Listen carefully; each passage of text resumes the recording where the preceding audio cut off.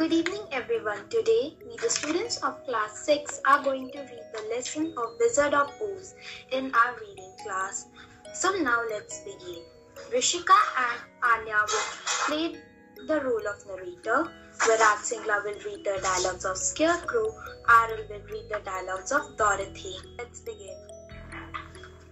Read a play based on extracts from the Wizard of Oz, a tale of a girl, Dorothy, who gets lost in the magical world of Oz. Her only savior is the Wizard of Oz. In Oz, she meets many strange characters who become her friends and accompany her in her onward journey. Act 2, Scene 2, Dorothy saves the Scarecrow. Setting. The setting shows green fields with crops swaying all around. Not far away in a cornfield, a scarecrow stands high on a pole to keep birds away from the ripe corn. Characters: Dorothy, a 12-year-old girl; Toto, a little dog; Scarecrow, a scarecrow. Dorothy climbs on the top of the fence and sits on it to rest. As she looks into the three stuffed sack head and painted face of the scarecrow, it winks at her. She thinks she is just imagining things.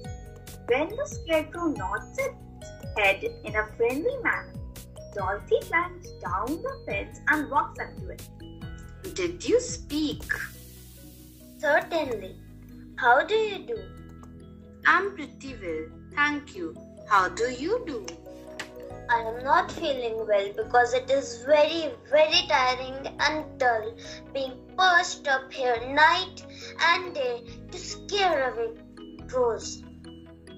Boring. Can't you get down? Well, that would be tough.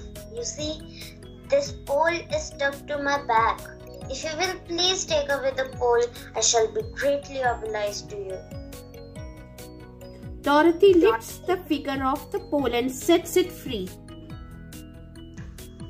Thank you very much.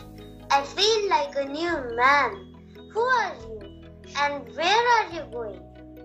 My name is Dorothy and I'm going to the Emerald City. I'm going to ask the Great Oz to send me back to Kansas.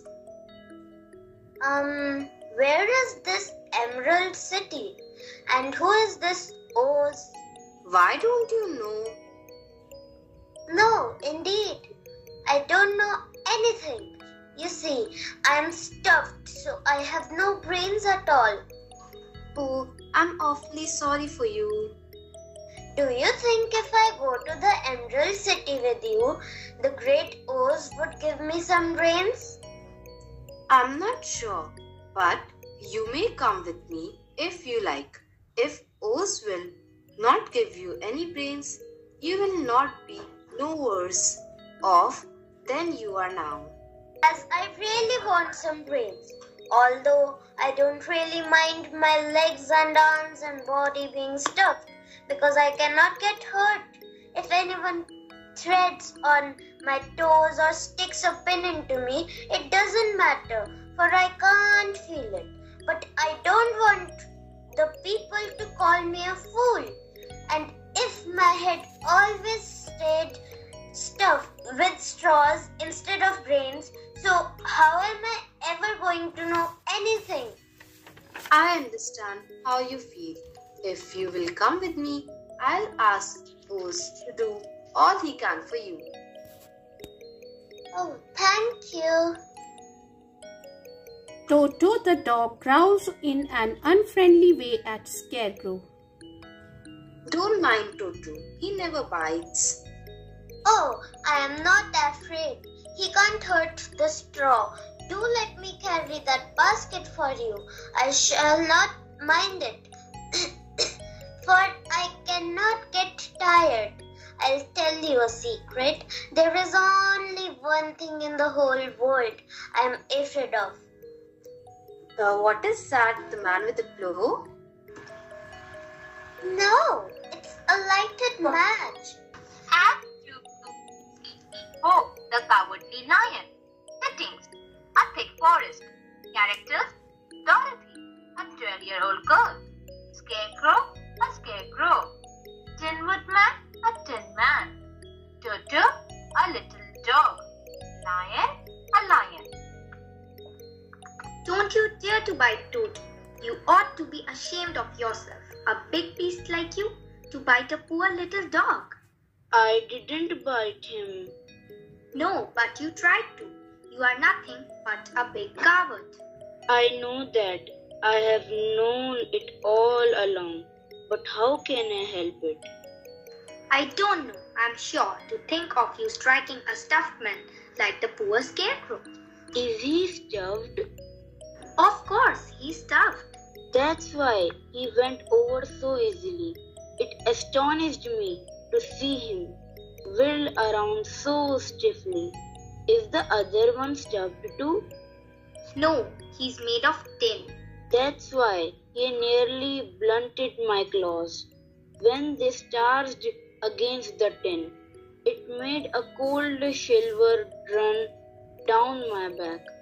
What is that little animal you are so protective of? He's my dog Toto. Is he made of tin or stuffed? Neither. He's a meat dog. Oh, he's a curious animal and seems remarkably small. Now that I look at him, no one would think of biting such a little thing, except a coward like me. What makes you a coward? It's a mystery. I suppose I was born that way. All the other animals in the forest naturally accept me to be brave, for the lion is known to be the king of the beast. I learned that if I roared very loudly, I could scare everyone out of my way. Whenever I have met a man, I have been awfully scared. But I just roared at him and he has always run away as fast as he could. If the elephants, tigers or bears ever tried to fight me, I almost ran away. I am such a coward.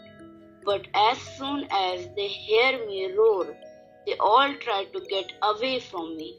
And of course, I let them go. What? But that isn't right. The king of beasts shouldn't be a coward like you are. I know it. It is my greatest sorrow and makes my life very unhappy. But whenever there is danger, my heart begins to beat faster. Perhaps you have a heart disease. That may be true. If you have a heart disease, you ought to be glad.